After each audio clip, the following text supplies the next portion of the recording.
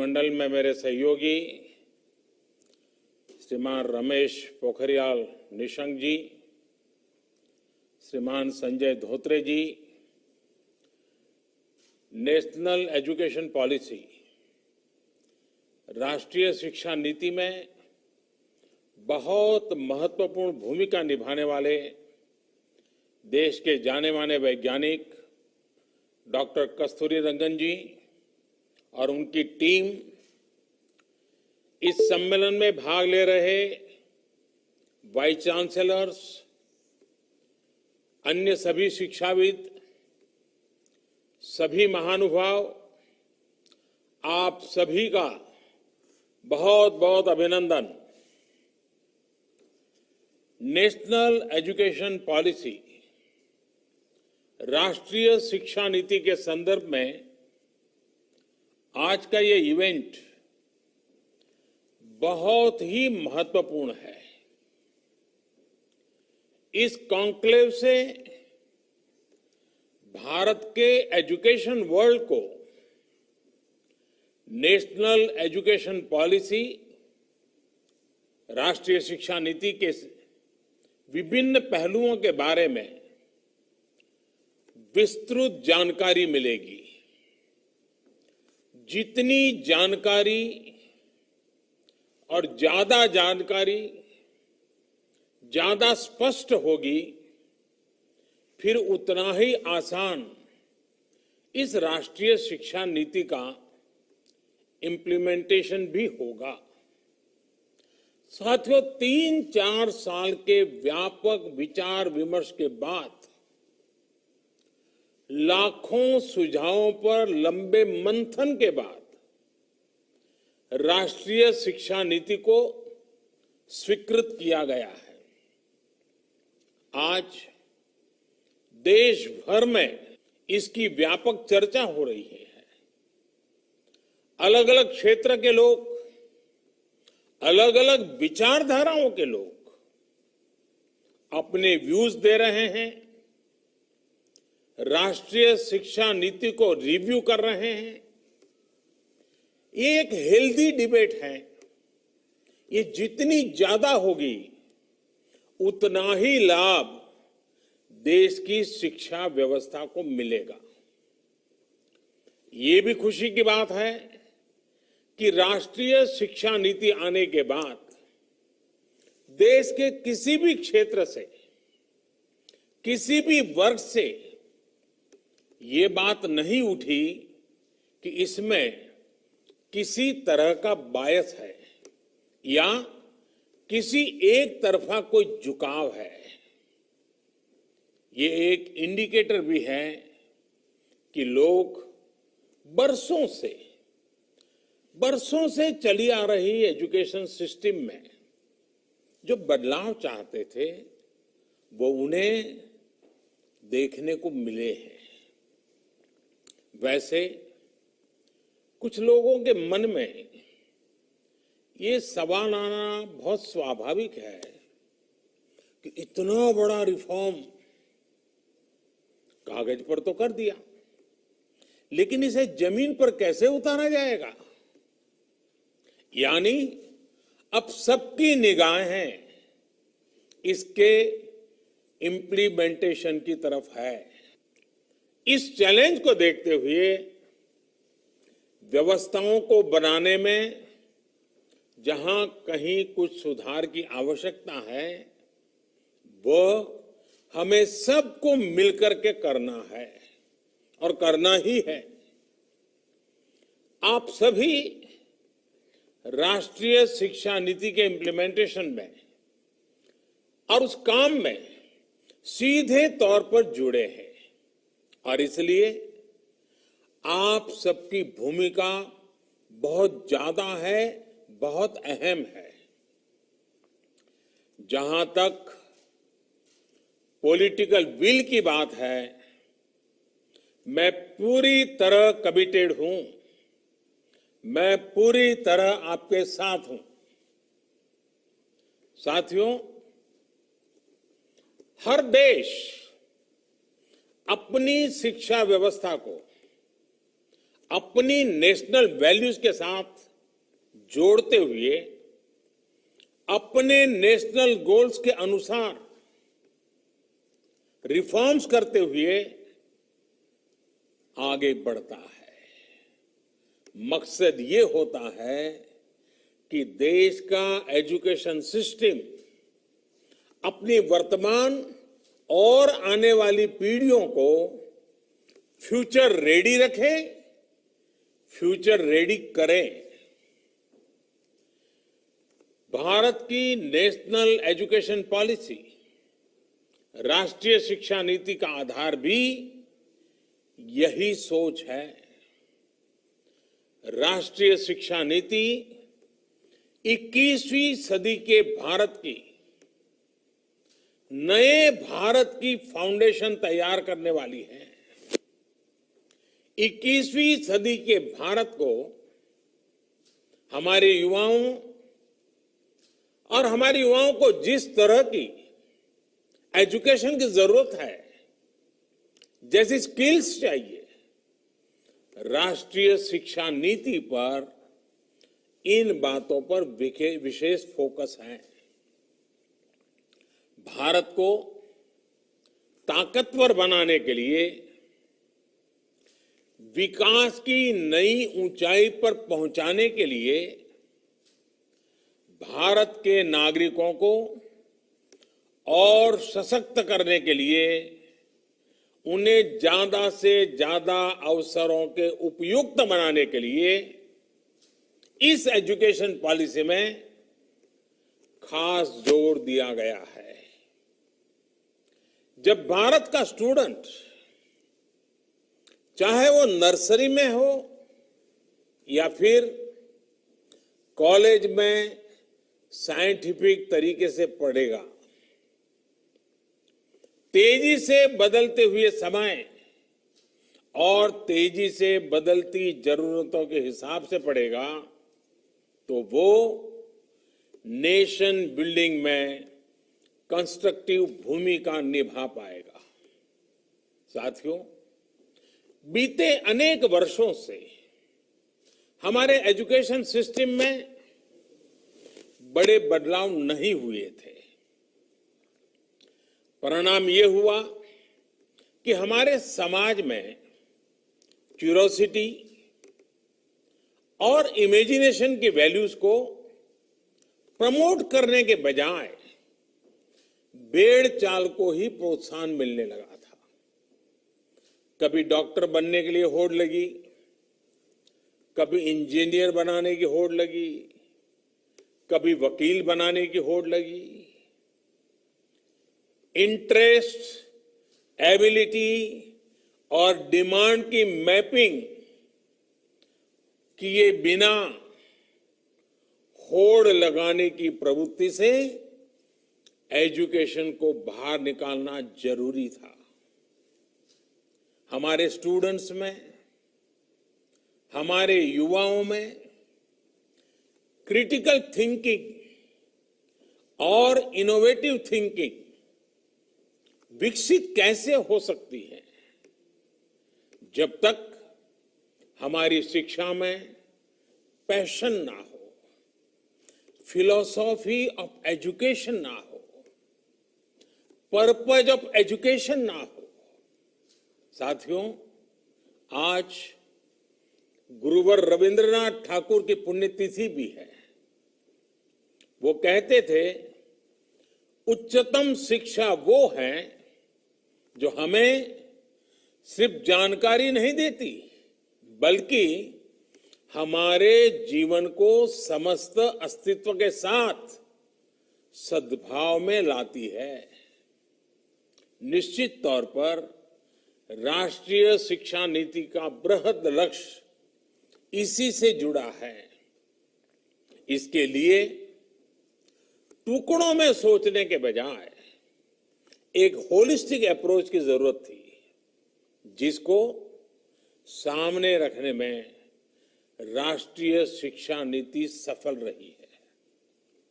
साथियों, आज जब राष्ट्रीय शिक्षा नीति मूर्त रूप ले चुकी है, तो मैं उस समय और सवालों की भी चर्चा आपसे करना चाहता हूं जो हमारे सामने शुरुआती दिनों में आए थे। उस समय जो दो सबसे बड़े सवाल थे वो यही थे कि क्या हमारी शिक्षा व्यवस्था हमारे युवाओं को क्रिएटिव, क्यूरियोसिटी और कमिटमेंट ड्रिवन लाइफ के लिए मोटिवेट करती है। आप लोग इस क्षेत्र में इतने वर्षों से हैं, आपने अपना जीवन शिक्षा के लिए खपा दिया है, समर्पित किया है। आप लोग इसका जवाब बेहतर जानते हैं। साथियों, हमारे सामने दूसरा सवाल था कि क्या हमारी शिक्षा व्यवस्था हमारे युवाओं को एम्पावर करती है, देश में एक एम्पावर्ड सोसाइटी के निर्माण में मदद करती है। आप सब इन सवालों से भी परिचित हैं और जवाबों से भी भली भांति परिचित है। साथियों, आज मुझे संतोष है कि भारत की नेशनल एजुकेशन पॉलिसी, राष्ट्रीय शिक्षा नीति को बनाते समय इन सवालों पर गंभीरता से काम किया गया। साथियों, बदलते समय के साथ एक नई विश्व व्यवस्था, एक नए रंग रूप और व्यवस्थाओं में बदलाव, एक नई विश्व व्यवस्था खड़ी हो रही है। एक नया ग्लोबल स्टैंडर्ड भी तय हो रहा है। इसके हिसाब से भारत का एजुकेशन सिस्टम खुद में बदलाव करे, ये भी किया जाना बहुत जरूरी था। स्कूल करिकुलम के 10+2 स्ट्रक्चर से आगे बढ़कर अब 5+3+3+4 करिकुलम का स्ट्रक्चर देना इसी दिशा में एक कदम है। हमें अपने स्टूडेंट्स को ग्लोबल सिटीजन भी बनाना है और इसका भी ध्यान रखना है कि वे ग्लोबल सिटीजन तो बने, लेकिन साथ साथ अपनी जड़ों से भी जुड़े रहें। जड़ से लेकर के जग तक, मनुष्य से मानवता तक, अतीत से आधुनिकता तक सभी बिंदुओं का समावेश करते हुए इस राष्ट्रीय शिक्षा नीति का स्वरूप तय किया गया है। साथियों, इस बात में कोई विवाद नहीं है कि बच्चों के घर की बोली और स्कूल में पढ़ाई की भाषा एक ही होने से बच्चों के सीखने की गति बेहतर होती है। ये एक बहुत बड़ी वजह है जिसकी वजह से जहां तक संभव हो 5th क्लास तक बच्चों को उनकी मातृभाषा में ही पढ़ाने पर सहमति दी गई है। इससे बच्चों को और बच्चों की नींव तो मजबूत होगी ही, उनके आगे की पढ़ाई के लिए भी उनका बेस और मजबूत होगा।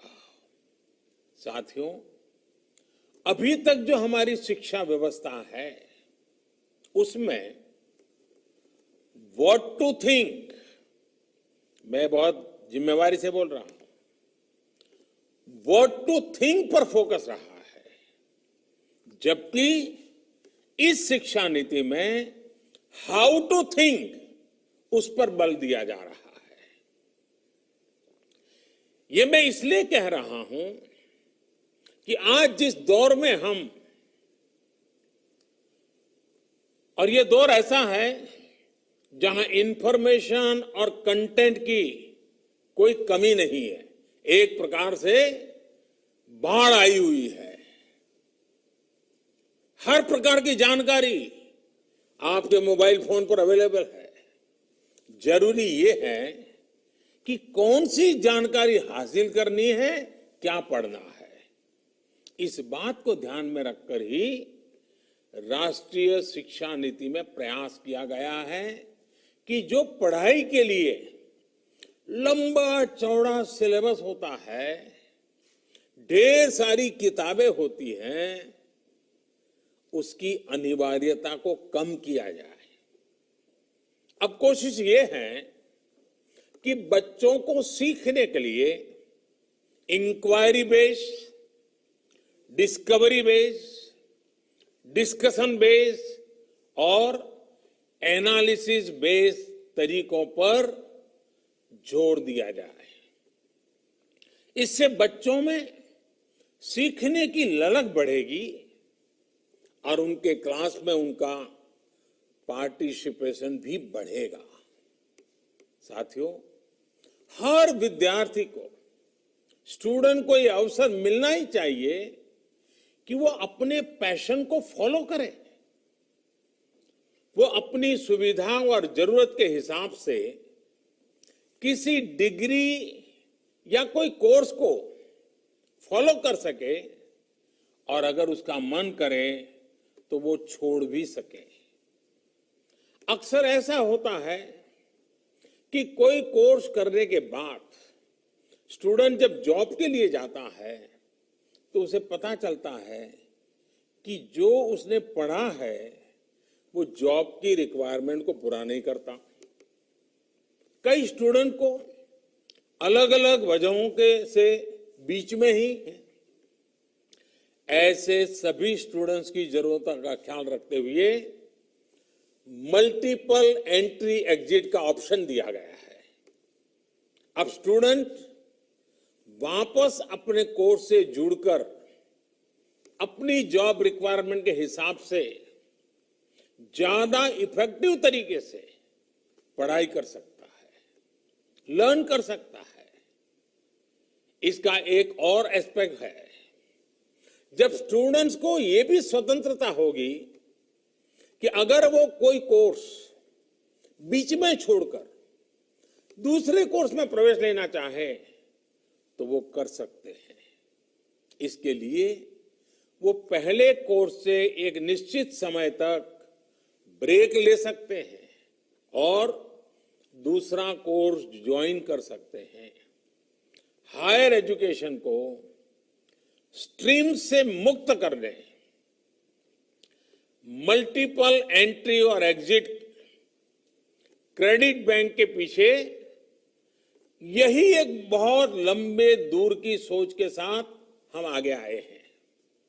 हम उस एरा की तरफ बढ़ रहे हैं जहां कोई व्यक्ति जीवन भर किसी एक प्रोफेशन में ही नहीं टिका रहेगा।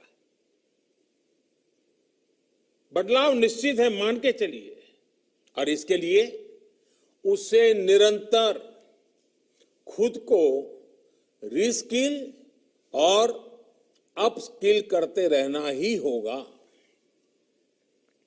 नेशनल एजुकेशन पॉलिसी, राष्ट्रीय शिक्षा नीति में इसका भी बारीकी से ध्यान रखा गया है।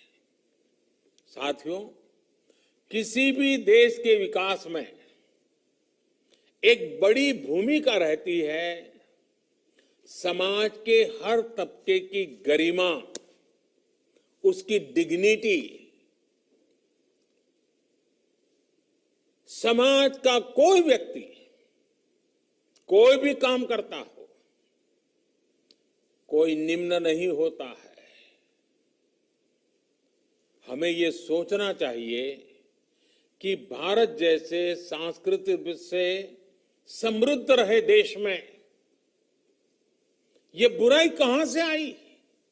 ऊंच नीच का भाव, मेहनत मजदूरी करने वालों के प्रति हीन भाव, इस प्रकार की विकृति हमारे अंदर कैसे घर कर गई, इसकी एक बड़ी वजह रही है कि हमारी एजुकेशन का समाज के इस तबके के साथ एक डिस्कनेक्ट रहा। जब गांवों में जाएंगे, किसान को, श्रमिकों को, मजदूरों को काम करते देखेंगे, तभी तो उनके बारे में जान पाएंगे, उन्हें समझ पाएंगे वो कितना बड़ा योगदान कर रहे हैं। समाज की आवश्यकताओं की पूर्ति के लिए वो कैसे अपना जीवन खपा रहे हैं। उनके श्रम का सम्मान करना हमारी पीढ़ी को, वर्तमान को, भावी पीढ़ी को सीखना ही होगा। इसलिए राष्ट्रीय शिक्षा नीति में स्टूडेंट एजुकेशन और डिग्निटी ऑफ लेबर, उस पर भी बहुत ध्यान दिया गया है। साथियों, 21वीं सदी के भारत से पूरी दुनिया को बहुत अपेक्षाएं हैं। भारत का सामर्थ्य है कि वो टैलेंट और टेक्नोलॉजी का समाधान पूरी दुनिया को दे सकता है। हमारी इस जिम्मेदारी को भी हमारी एजुकेशन पॉलिसी एड्रेस करती है। राष्ट्रीय शिक्षा नीति में जो भी समाधान सुझाए गए हैं, उससे फ्यूचरिस्टिक टेक्नोलॉजी के प्रति एक माइंडसेट विकसित करने की भावना भी है। अब टेक्नोलॉजी ने हमें बहुत तेजी से, बहुत अच्छी तरह से, बहुत कम खर्च में समाज के आखिरी छोर पर खड़े स्टूडेंट तक पहुंचने का माध्यम दिया है। हमें इसका ज्यादा से ज्यादा उपयोग करना है। इस एजुकेशन पॉलिसी के माध्यम से टेक्नोलॉजी आधारित बेहतर कंटेंट और कोर्स के डेवलपमेंट में बहुत मदद मिलेगी। बेसिक कंप्यूटिंग पर बल हो, कोडिंग पर फोकस हो, या फिर रिसर्च पर ज्यादा जोर, ये सिर्फ एजुकेशन सिस्टम ही नहीं बल्कि पूरे समाज की अप्रोच को बदलने का माध्यम बन सकता है। वर्चुअल लैब जैसे कंसेप्ट ऐसे लाखों साथियों तक बेहतर शिक्षा के सपने को ले जाने वाला है, जो पहले से ही सब्जेक्ट्स पढ़ ही नहीं पाते थे जिसमें लैब एक्सपेरिमेंट जरूरी हो। नेशनल एजुकेशन पॉलिसी, राष्ट्रीय शिक्षा नीति हमारे देश में रिसर्च और एजुकेशन के गैप को खत्म करने में भी अहम भूमिका निभाने वाली है। साथियों, जब इंस्टीट्यूशंस और इंफ्रास्ट्रक्चर में ये रिफॉर्म्स रिफ्लेक्ट होंगे, तभी राष्ट्रीय शिक्षा नीति को अधिक प्रभावी और त्वरित गति से इंप्लीमेंट किया जा सकेगा। आज समय की मांग इनोवेशन और एडॉप्शन की जो वैल्यूज हम समाज में निर्मित करना चाहते हैं, वो हमारे देश के इंस्टीट्यूशन से शुरू होनी चाहिए, और जिसका नेतृत्व आप सबके पास है। जब हम एजुकेशन और विशेष हायर एजुकेशन को एम्पावर्ड सोसाइटी के निर्माता के रूप में खड़ा करना चाहते हैं, तो इसके लिए हायर एजुकेशन इंस्टीट्यूशंस को भी एम्पावर करना जरूरी है। और मैं जानता हूं, जैसे ही इंस्टीट्यूशंस को एम्पावर करने की बात आती है, तो उसके साथ ही एक और शब्द चला आता है, और वो शब्द आप बड़ी बात ही जानते हैं। वो शब्द क्या है? ऑटोनॉमी। ऑटोनॉमी। आप भी जानते हैं कि ऑटोनॉमी को लेकर हमारे यहां दो तरह के मत पूरे देश में प्रवर्तमान है। एक कहता है कि सब कुछ सरकारी नियंत्रण से पूरी सख्ती से चलना चाहिए, तो दूसरा कहता है कि सभी संस्थानों को बाय डिफॉल्ट ऑटोनॉमी मिलनी चाहिए। पहली अप्रोच में नॉन गवर्नमेंट संस्थानों के प्रति मिसट्रस्ट दिखता है, तो दूसरी अप्रोच में ऑटोनॉमी को एंटाइटलमेंट के रूप में भी ट्रीट किया जाता है। गुड क्वालिटी एजुकेशन का रास्ता इन दोनों के बीच में से ही निकलता है, दोनों मतों के मध्य से ही निकलता है। जो संस्थान क्वालिटी एजुकेशन के लिए ज्यादा काम करे, उसको ज्यादा फ्रीडम से रिवॉर्ड किया जाना चाहिए। इससे क्वालिटी को एनकरेजमेंट मिलेगा और सबको ग्रो करने के लिए इंसेंटिव भी मिलेगा। नेशनल एजुकेशन पॉलिसी, राष्ट्रीय शिक्षा नीति आने से पहले हाल के वर्षों में आपने भी देखा है कि कैसे हमारी सरकार ने अनेकों इंस्टीट्यूशंस को ऑटोनॉमी देने की पहल की है। मुझे उम्मीद है राष्ट्रीय शिक्षा नीति का जैसे जैसे विस्तार होगा, शिक्षा संस्थानों को ऑटोनॉमी की प्रक्रिया भी और तेज होगी। साथियों, देश के पूर्व राष्ट्रपति, महान वैज्ञानिक डॉक्टर एपीजे अब्दुल कलाम कहा करते थे, the purpose of education is to make good human beings with skill and expertise. Enlightened human beings can be created by teachers. वाकई शिक्षा व्यवस्था में बदलाव देश को अच्छे स्टूडेंट्स, अच्छे प्रोफेशनल्स और उत्तम नागरिक देने का बहुत बड़ा माध्यम आप सभी हैं, आप सभी टीचर्स ही हैं, प्रोफेसर्स ही हैं। शिक्षा जगत से जुड़े आप ही लोग इस काम को करते हैं और कर सकते हैं। इसलिए नेशनल एजुकेशन पॉलिसी, राष्ट्रीय शिक्षा नीति में डिग्निटी ऑफ टीचर्स का भी ध्यान रखा गया है। एक प्रयास ये भी है कि भारत का जो टैलेंट है वो भारत में ही रहकर आने वाली पीढ़ियों का विकास करे। राष्ट्रीय शिक्षा नीति में टीचर ट्रेनिंग पर बहुत जोर है।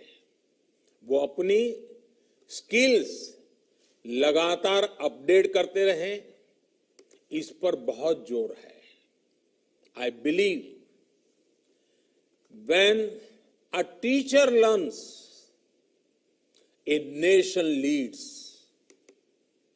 साथियों, नेशनल एजुकेशन पॉलिसी, राष्ट्रीय शिक्षा नीति को अमल में लाने के लिए हम सभी को एक साथ संकल्पबद्ध होकर काम करना है।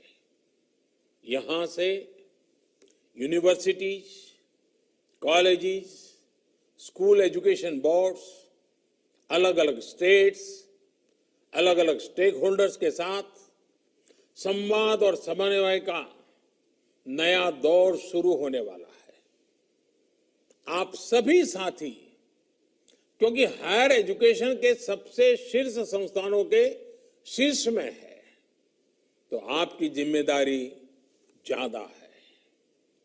मेरा आग्रह है कि राष्ट्रीय शिक्षा नीति पर लगातार वेबिनार करते रहिए, डिस्कशंस करते रहिए, नीति के लिए रणनीति बनाइए, रणनीति के को लागू करने के लिए रोड मैप बनाइए, रोड मैप के साथ टाइमलाइन जोड़िए, उसको इंप्लीमेंट करने के लिए रिसोर्सेज, ह्यूमन रिसोर्सेज, इस सबको जोड़ने की योजना बनाइए। और ये सारा चीज ये नई नीति के प्रकाश में आप ही को करना है। राष्ट्रीय शिक्षा नीति सिर्फ एक सर्कुलर नहीं है। राष्ट्रीय शिक्षा नीति सिर्फ सर्कुलर जारी करके, नोटिफाई करके इंप्लीमेंट नहीं हो सकती है। इसके लिए मन बनाना होगा। आप सभी को दृढ़ इच्छा शक्ति दिखानी होगी। भारत के वर्तमान और भविष्य को बनाने के लिए पूरी शताब्दी को एक दिशा मिलने वाली है। और इसमें इस गौरवपूर्ण अध्याय में जुड़ने के लिए मैं आपको निमंत्रित देता हूं। इसमें आपका योगदान बहुत आवश्यक है। इस कॉन्क्लेव को देख रहे, सुन रहे प्रत्येक का योगदान आवश्यक है। मुझे विश्वास है इस कॉन्क्लेव में राष्ट्रीय शिक्षा नीति के इफेक्टिव इंप्लीमेंटेशन को लेकर बेहतर सुझाव, बेहतर समाधान निकल करके आएंगे। और मैं विशेष रूप से आज जब मुझे अवसर मिला है तो सार्वजनिक रूप से डॉक्टर कस्तूरी रंगन जी का, उनकी पूरी टीम का बहुत बहुत अभिनंदन करता हूं, बहुत बहुत धन्यवाद करता हूं। यह काम छोटा नहीं था, बहुत बड़ा काम था। बहुत लोगों के सुझाव थे, बहुत अपेक्षाएं थी और फुल स्टॉप कॉमा भी उधर उधर हो जाता तो पता नहीं क्या हो जाता। और इसलिए कस्तूरी रंगन जी और उनकी टीम ने कितनी बारीकी से एक तपस्या की तरह इस काम को किया होगा, तब जाकर के संपूर्णतः विवादों से मुक्त, विश्वास से भरी हुई, सपनों को संवारने वाली, संकल्प को ताकत देने वाली और सिद्धि में अटूट श्रद्धा के साथ ये नई शिक्षा नीति हमारे सामने आई है। मुझे विश्वास है कि देश के भावी पीढ़ी के उज्जवल भविष्य के लिए, वर्तमान पीढ़ी के सामर्थ्य को बढ़ाने के लिए ये नई शिक्षा नीति बहुत काम आएगी। मैं फिर एक बार शिक्षा जगत के आप सभी महानुभावों को प्रणाम करते हुए बहुत बहुत शुभकामनाएं देता हूं, बहुत बहुत आभार व्यक्त करता हूं।